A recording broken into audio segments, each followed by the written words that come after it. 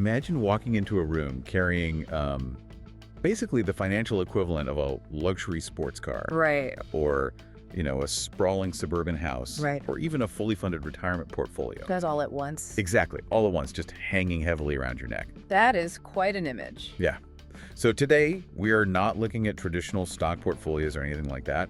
We're doing a deep dive into a completely different kind of asset class. And it's a highly visual one because, when we want to understand extreme sudden wealth, society usually conditions us to look for a paper trail, right? Right, like bank statements. Exactly. Bank statements, real estate deeds, LLC filings. But in the world we're exploring today, the most accurate ledger of a person's rise to power isn't filed away in some cabinet. It's worn right on the chest. And that brings us to the actual subject of today's deep dive. We're taking a really comprehensive, intricate look at the jewelry collection of Louisiana rapper NBA YoungBoy. It's massive. It really is.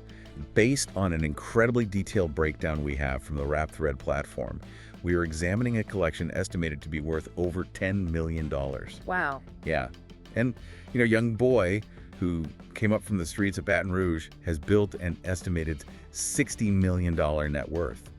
But to really understand that meteoric rise, our mission today is to look completely past those sheer, frankly, staggering price tags. Because if we just sit here and read off the dollar amounts, we miss the entire narrative. Exactly. In the broader context of hip-hop culture, jewelry is never just decoration. It's a highly complex, highly visible language. It communicates identity, it commands respect from peers, and as we're going to see a bit later, it can enforce a really chillingly intense code of loyalty. Yeah, we want to understand how this massive collection essentially serves as a wearable timeline of his life. Right. So if you're listening to this right now and thinking, $10 million on jewelry is just reckless spending, you have to completely reset your perspective on what capital actually means in this ecosystem. You really do. To understand that, we need to go back to the very beginning of his career. I was looking at the source notes on his earliest major pieces, and the thing that just completely halted me was his iconic nameplate pendant. Oh, yeah, the nameplate. Yeah, he bought this around 2017 or 2018. It literally spells out "Young Boy Never Broke Again" in natural white diamond, just completely iced out. And the price on that? The price tag is $75,000. But the kicker, he was only like 18 or 19 years old when he bought it. And which is wild, but let's analyze the psychology of that moment for a second. Okay. When you transition from profound poverty, like he experienced in Baton Rouge, to sudden, massive industry-level wealth, there is often this deep psychological need to solidify that transition. Right, because it probably doesn't even feel real. Exactly. At 18, success can feel incredibly abstract. It's just numbers on a screen, streaming stats, YouTube views, digital royalties. It doesn't feel real until you can physically touch it? Precisely. So you take this invisible digital success and you convert it into the hardest, most permanent materials on Earth, right? Gold and diamonds. Wow, yeah. It operates as an anchoring mechanism. This purchase wasn't just, a frivolous trip to the mall. It was a public declaration of his arrival. He literally transformed his moniker into a physical, undeniable asset that, it walks into every room before he even speaks. It's essentially a wearable resume. A wearable resume. I love that. Right. And if the first chain proves you exist, I guess the next logical step is proving you were here to stay. Because I noticed his collection quickly evolved from just spilling his name to actively commemorating his professional milestones. Yes, moving to the career landmark. Exactly. And this brings up the legendary 38 baby pendant. The source material highlights this as the piece that commemorated his 2016 breakout mixtape. The project that really proved to the music industry that he was a unique, bankable talent. Yeah. And the specs on this are just wild. They crafted it out of rose gold and white gold. The stones are natural VVS diamonds. And for anyone who isn't a gemologist, VVS means very, very slightly included. Right. So incredibly clear. Basically flawless to the naked eye. And it took the jewelers over 2 months just to construct this single intricate piece. Because of the detail. Yeah, and the cost. $200,000. It's just the 38 baby piece is really where the sheer scale of his purchasing power becomes apparent. He commissioned this in 2018 from Shine Jewelers out of Philadelphia, and they're known for outfitting the absolute highest echelon of the industry. Yeah. But when you look at the cultural impact of that specific chain, it almost takes on a life of its own. The source actually notes that the 38 baby pendant became so instantly recognizable, so iconic within the culture, that underground internet shops started manufacturing and selling fake replicas to fans. Which is the ultimate proof of cultural penetration, right? Oh, absolutely. But if we step back, spending 200 grand on a chain at that stage in his career, it makes me wonder about the strategic value. Like, obviously, there's the psychological anchor we talked about, but does carrying a multi-$100,000 platinum record around your neck serve a functional purpose in the hip-hop industry? It does. It acts as a highly aggressive form of marketing. Oh, interesting. Yeah, I mean, in an industry that is just saturated with new talent, visibility is survival.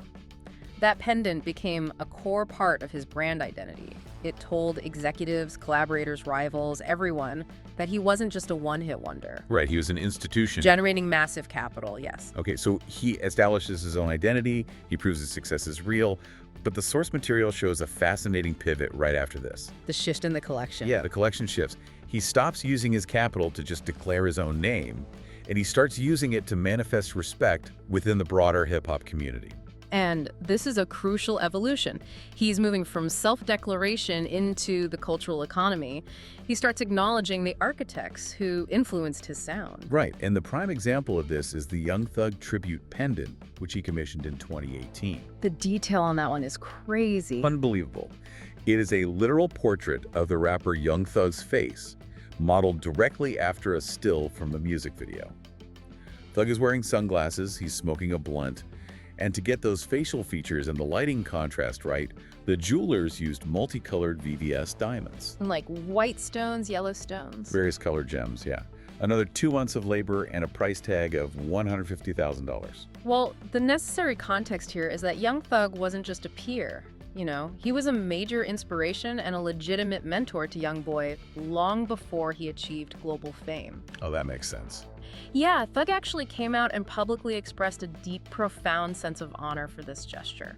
Now, I have to play devil's advocate here for a second. Go for it. If you're listening to this and wondering about the financial logic, I mean, dropping 150 grand on another dude's face seems inherently chaotic. It does sound a bit wild on paper. Right. If you want to show appreciation to a mentor, why not just buy an investment property in their name? Or put that money into a high-yield index fund? Why a diamond portrait? Because it's the difference between private wealth and public homage. Ah, okay. If we analyze this strictly through the lens of hip-hop's cultural framework, public respect carries a weight that traditional financial instruments simply do not possess. Because no one sees the index fund. Exactly. Real estate is private, a stock portfolio is entirely invisible, but investing $150,000, along with 2 months of meticulous, undeniable craftsmanship, into a tribute piece that you wear prominently on your own chest. Right. That is a permanent broadcast of allegiance. It's basically saying, I value your mentorship so much that I am permanently weaving your legacy into my own physical presentation. That is the exact mechanism at play. It strengthens industry alliances in a way that quietly writing a check never could. And he does something similar with the custom slat pendant, right? He does, yeah. Yeah. Slat is a massive, ubiquitous slang term in hip-hop, heavily associated with Young Thug and his label. Right. So Young Boy got a custom piece made of white gold, utilizing emeralds and round diamonds. The visual contrast of the dark green emeralds against the white diamonds is incredibly striking. That piece is valued between $80,000 and $100,000. Wow. And the source notes he often wears it layered with a diamond tennis chain. Which just demonstrates his ability to take the intangible, like a slang term, a cultural vibe, a shared language, and forge it into a physical six-figure artifact. He is quite literally buying cultural currency. He really is. But as we dig deeper into the rap thread breakdown, our deep dive takes a sharp and frankly very dark turn. Yeah, this is where the tone shifts. Up until now, we've seen jewelry used for self-promotion and for showing industry respect. But then we arrive at the gravedigger chains. And this entirely flips the script. It really does. This is all about how jewelry is weaponized to enforce loyalty within his innermost, most dangerous circle. And we have to look at this strictly as a sociological phenomenon. We are just reporting what the sources say here impartially. Exactly, just looking at the facts. The piece in question is the 4KT gravedigger pendant. And the original is visually overwhelming. It's a massive rose gold structure, completely encrusted in rectangular baguette diamonds, featuring elements that directly reference his 4K2 brand. which stands for Four Keeps Tray. Right. The original pendant was valued at $250,000, but the source drops a detail that completely threw me. Oh, about how he got it. Yeah. YoungBoy didn't actually purchase the first one. It was given to him as a birthday gift by Shine Jewelers. Just take a second to calculate the sheer volume of capital you must be injecting into a jewelry store for them to casually slide a $250,000 chain across the counter as a birthday present. It's wild. It provides a staggering metric for his lifetime spent with them.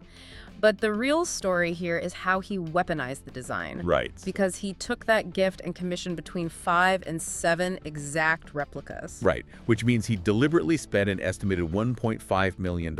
Yeah. But he didn't sell these replicas. He didn't merchandise them to fans, and he didn't just hand them out to his management team or the producers who make his beats. No, the distribution was very specific. Very. According to the source material, these chains are strictly reserved for the killers in his camp. Right. It's a literal badge of honor, distributed only to members who have, quote, bodies on their name, or who have put in extreme violent street work for the crew. And when we view this impartially, what we are seeing is the street code entirely permeating the highest echelons of financial success. The source actually mentions specific individuals who have received this chain, like NBA Ben 10 and Lil Tim. Yeah, and the gravity of this really becomes apparent when you note that Lil Tim was spotted wearing the Gravedigger chain after allegedly taking out the rapper King Von during a highly publicized Atlanta shooting in 2020. Exactly. This concept completely subverts how my brain processes the idea of luxury. If you think about traditional luxury, like a super yacht, a private jet, an exclusive country club, The gatekeeping is always based on capital. always. Whoever has the most money gets past the velvet rope. But this is exclusivity based purely on violence. You could be a billionaire tech CEO and you literally cannot buy this chain. And that is the defining subversion of this entire collection. Capital is no longer the barrier to entry.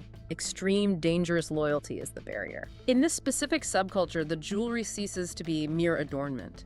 It transforms into a literal high-end uniform. It signifies undeniable membership in a dangerous, highly specific inner circle. It genuinely reminds me of a military Medal of Honor, or maybe even a mafia pinky ring, but constructed out of rose gold and baguette diamonds. The historical parallels are incredibly accurate there. It is a physical manifestation of a street code that operates completely outside the bounds and laws of traditional society. Yeah. Yet paradoxically, that outside code is being expressed through the very mediums, diamonds and gold, that traditional elite society values the most. That is a heavy, chilling realization. Yeah. It fundamentally changes how you look at a piece of jewelry on a red carpet or in a music video. It really does. But speaking of traditional elite society, that collision of worlds brings us to the next fascinating layer of his collection. We're moving from these custom street code pendants into the intense culture clash of high horology. Let's examine his watch collection.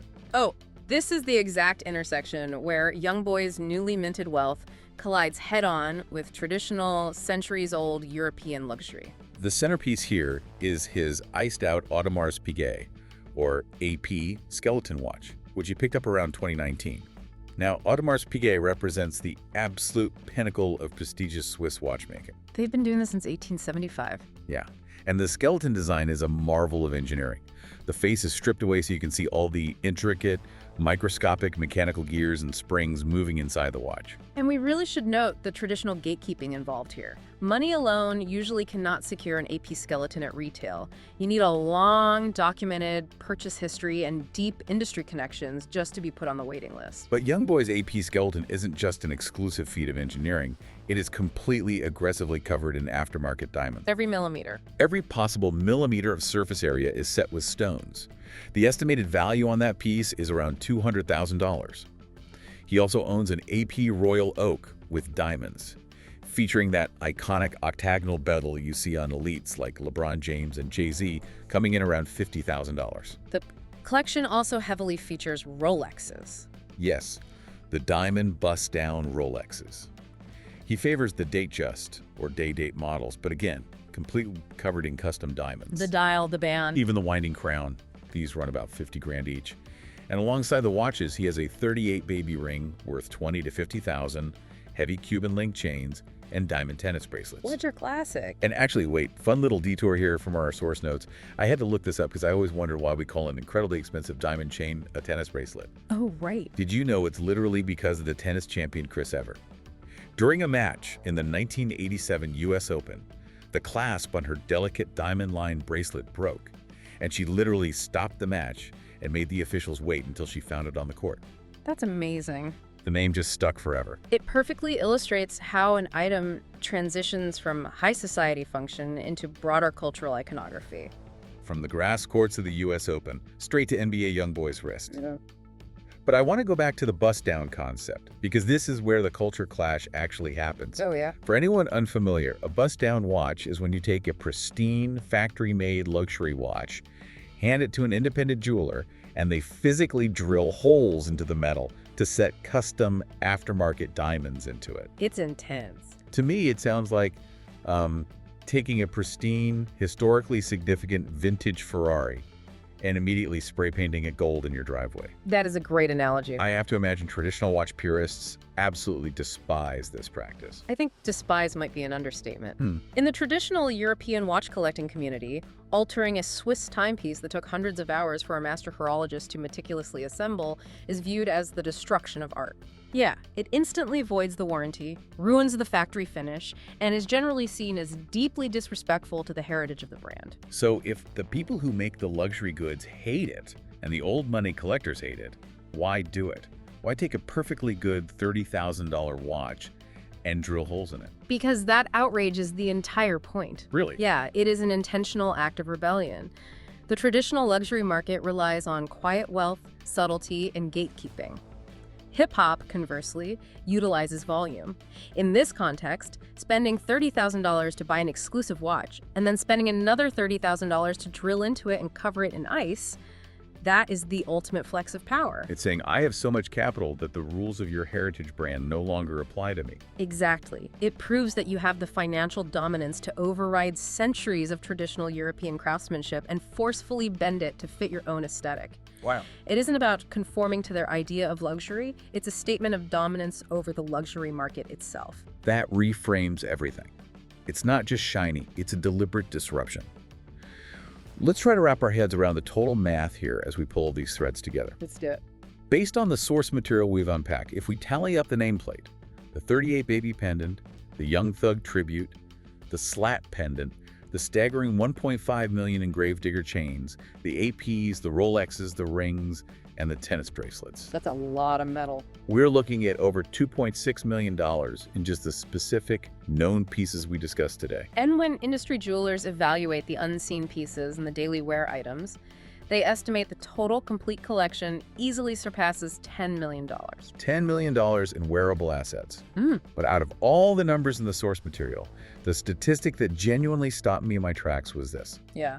With his $60 million net worth, which is driven by massive, unrelenting YouTube views and streaming revenue, NBA YoungBoy could walk into Shine Jewelers and buy a brand new $250,000 chain every single month for the next 20 years. And he would still be a multimillionaire. Exactly. It represents a velocity of sustained economic power that is incredibly difficult for the human brain to fully process. It really makes you reflect on the choices we all make, doesn't it? If you're listening to this right now, your budget might be vastly different from a multi-millionaire Louisiana rapper. Probably safe to assume. But the underlying principle we've uncovered today applies to everyone. Think about the watch you're wearing right now. Think about the brand of shoes you chose to put on this morning. What we wear and the accessories we choose to invest in are never just functional. No, they're always broadcasting a story. They tell the world where we came from, who we align ourselves with, who we respect, and what we truly value. We all use physical objects to signal our identity and our allegiances to the outside world.